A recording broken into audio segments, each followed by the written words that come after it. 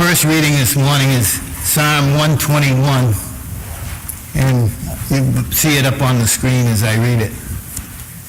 I lift up my eyes to the hills. From whence does my help come? My help comes from the Lord, who made heaven and earth. He will not let your foot be moved. He who keeps you will not slumber. Behold, he who keeps Israel will neither slumber nor sleep. The Lord is your keeper. The Lord is your shade on your right hand. The sun shall not smite you by day, nor the moon by night. The Lord will keep you from all evil. He will keep your life. The Lord will keep your going out and your coming in from this time forth and forevermore.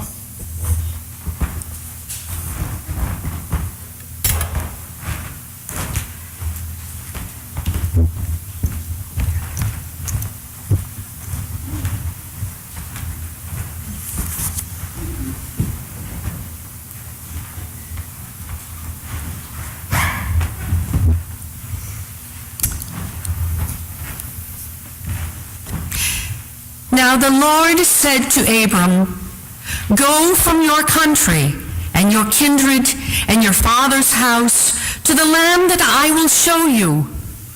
I will make of you a great nation, and I will bless you and make your name great, so that you will be a blessing. I will bless those who bless you, and the one who curses you I will curse. And in you all the families of the earth shall be blessed."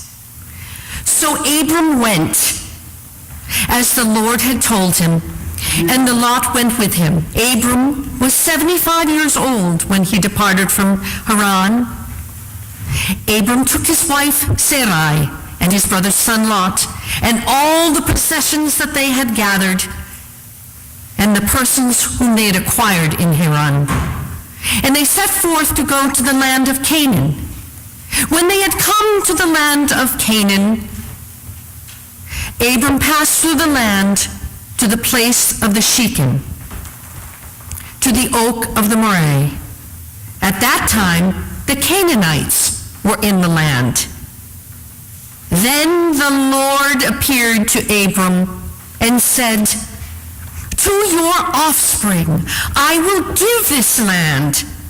So he built there an altar to the Lord who had appeared to him.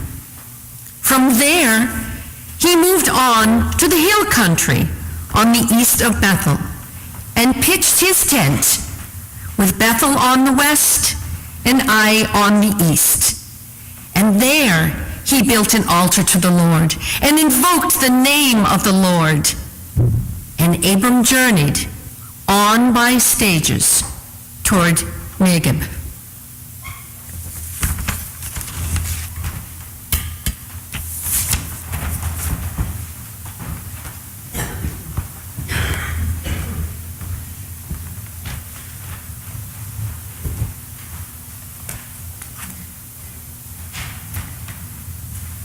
There was a gentleman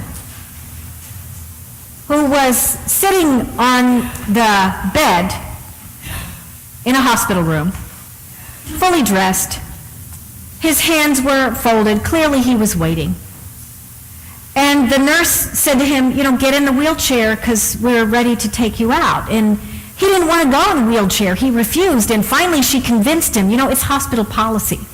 We have to take you in the wheelchair. And so he got in the chair, and they went to the elevator, and they went down, and they were in the lobby and going out the door. And she said, "Now, is your wife going to meet you in the front? Is she bringing the car around to pick you up?" And he said, "No, my wife is changing out of her hospital gown into her regular clothes in the bathroom upstairs."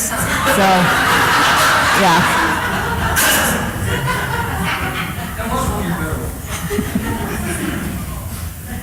So sometimes we are taken in ways that we never expected to places that we didn't want to go, aren't we? Just like Abram and Sarai, who were called. But I want to tell you the backstory to this story you just saw portrayed this morning? Because before there was Abram and Sarai on a journey, there was his father, Terah. And Terah and the whole family lived in Ur of the Chaldeans. Anybody know where Ur of the Chaldeans is? What? Where? Probably in Israel. Not in Israel. It's in Iraq. It's in southern Iraq. So Terah, Abram's father, and the whole family, the whole clan were living in southern Iraq, and they'd lived there for 9 generations, like the great-great-great-great-great-great-grandfather. Do you even know who your great-great-great-great-great-great-grandfather is? Does anybody know who your great-great-great-great-great-great-grandfather is? Oh, some of you do. Wow. That's impressive. Oh, yeah, some of you do. But they'd lived there for 9 generations, and they'd all done the same thing. They'd herded sheep, and they were familiar with the way the seasons unfolded and with who their neighbors were and where to take the sheep at this time of year and where to move the sheep to at that time of year. And you can't even imagine the kind of stability that there is when you've been in the same place and you've done the same thing for 9 generations. And suddenly, Terah says to the whole family, I think we need to go to Canaan. And I'm sure the family said, seriously, you're going to do what? You know, we've been here for 9 generations. You're going to take us up and move us to Canaan? And Terah doesn't say exactly the conversation, and they didn't speak English anyway, but we know that Terah and the whole family, after Terah was older and the family was grown, that they started out to Canaan. And they didn't get all the way. We don't know why they stopped, but they stopped at Haran. They stopped there, and they settled there, and they started to build a life there. And it looks like they lived there for several decades, and Terah died there. And Abram and Sarai and the rest of the family had decided on what their routine was for the day and who their neighbors were, and they managed to settle into this new place. And then one morning, Abram wakes up and he says to Sarai, God wants us to go to the land of Canaan. And I'm sure she said, seriously, you want to do what? You know, we traveled all the way across the desert. We got to this place. Like, what are you thinking? What are we going to do? And he said, oh, we're going to be a great nation. Now, he was 70-something years old by this time. And I'm sure Sarai was saying, yeah, right, you dreamer. But somehow, they all agreed and decided to go. Now, for them to set out on a journey like this, it isn't anything like when we set out on a journey, because there's no place that is as unknown as places were in that time. There's no GPS, then no maps. There were not even really many settlements on the way. So they traveled from Haran. Do you know what country modern-day Haran is now? Anybody? Just take a wild guess, because you probably won't guess. That's pretty close. Turkey. Who said Turkey? I heard somebody say Turkey. Anyway, that's where it is. Oh, it was Ernie. It was a voice from on high in the balcony. I knew I heard that voice. Yes, it was Turkey. And so they traveled from Turkey to Canaan, which is, we all know what Canaan is. Where is it? The Promised Land. Israel, yes. So they're traveling from southern Iraq to Turkey to Israel with no GPS, no maps, not many settlements. And they wake up every morning and they pray to God, you know, protect me, help me to find enough water as we travel through the desert, and food along the way, and help us to find a way.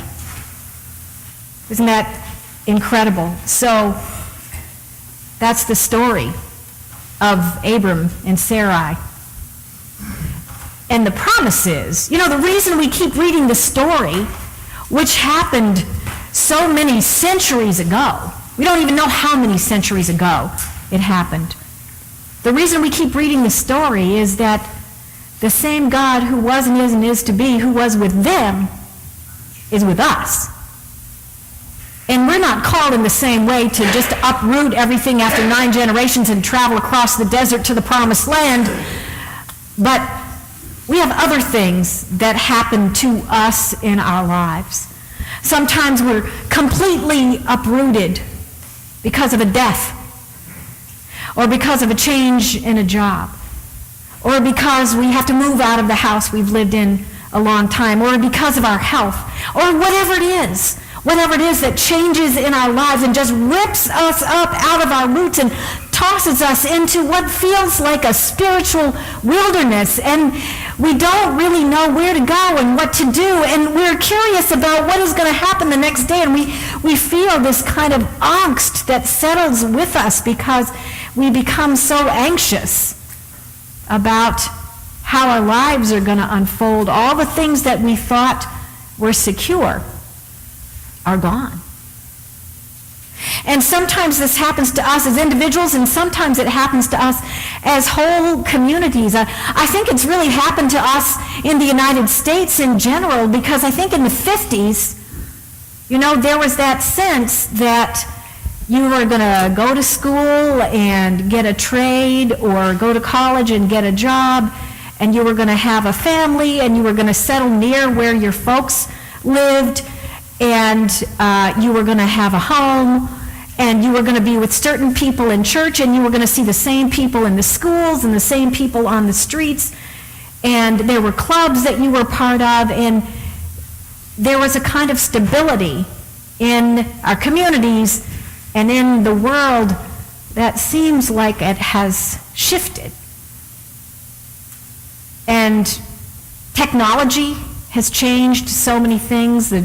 We've lost many jobs because of it, and we're a much more international world, and so we move, you know, not just to the next state, but sometimes we move across continents to new places. And even our weather, you know, it doesn't seem like we can count on our weather. We have tornadoes in February in Massachusetts, which is unheard of. And we're told that spring is going to come 3 weeks early in many places this coming spring. Although if you look out the window, what was 70 degrees a couple of weeks ago now is, you know, a stack of snow like that. So there's so much that seems like it's shifting in our world, and there are no signposts for us to know what's going to happen next, to give us that sense of security along the way, to help us know that God is guiding us. St. Patrick. St. Patrick was originally lived in Britain.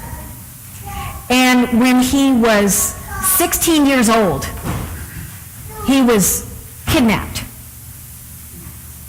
And he lived as a slave in Ireland. He learned the Irish language and the Irish culture, is what we're told.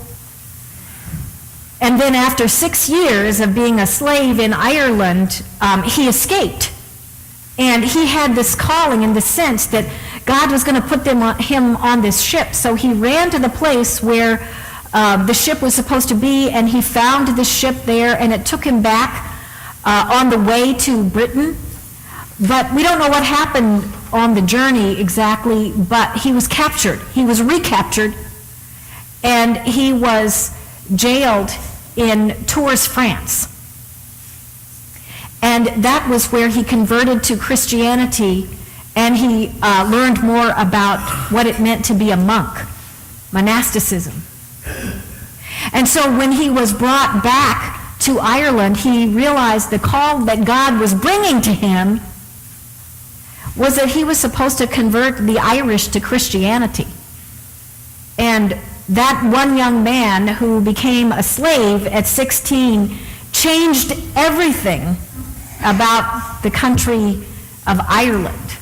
Actually, it even changed the way we think about the Trinity, because he taught what the Trinity means using, do you know what he used? The shamrock, that's right. The three-leaf clover. Yeah. And so now we have a fuller understanding of the Trinity, and Ireland has a whole different religion than it would have had. I know that you have gifts and talents and dreams and hopes, and that God is tapping you on the shoulder and saying, come on, do it. And you're saying to God, seriously, you want me to do what? You know, it's like, I've done all that stuff before. I don't need to be doing anything new. And God is saying, well, Abram was 75 when he moved from Haran to the promised land, so hey.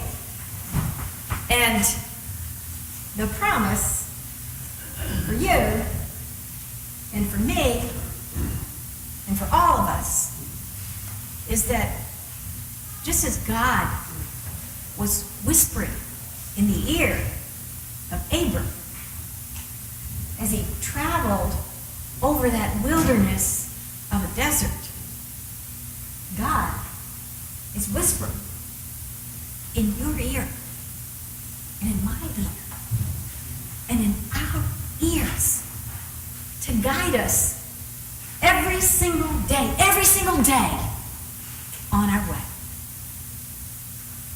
Thanks be to God.